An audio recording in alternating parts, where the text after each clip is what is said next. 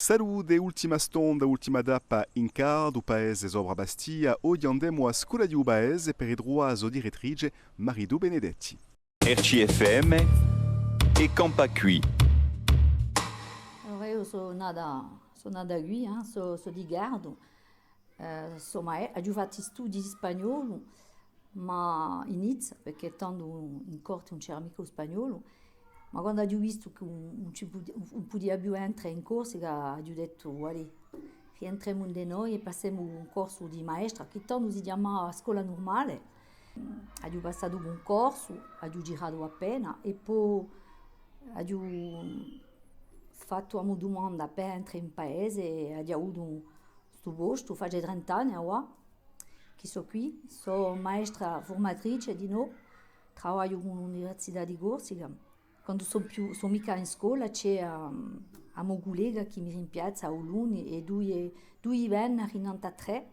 Siamo quattro nella scuola, ci sono due maestre nella classe di giochi.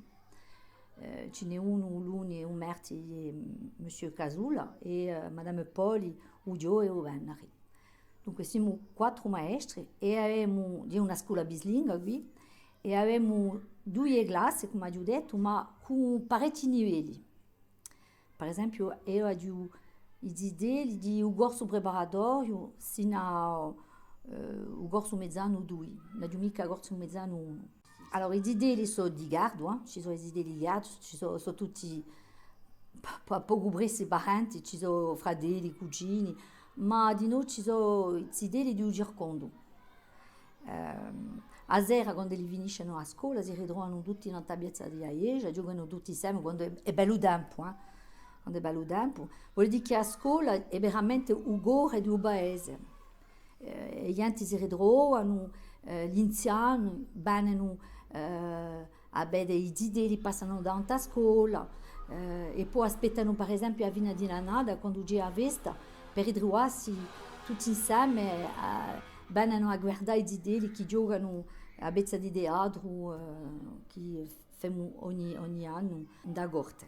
Ciò che abbiamo di questo quadro magnifico di un paese, di vista, e poi allo stesso tempo, abbiamo le facilità per andare a piscina, per andare all'albergo, per andare a tutte le infrastrutture, possiamo andare dove noi vogliamo con nostra anima paesana.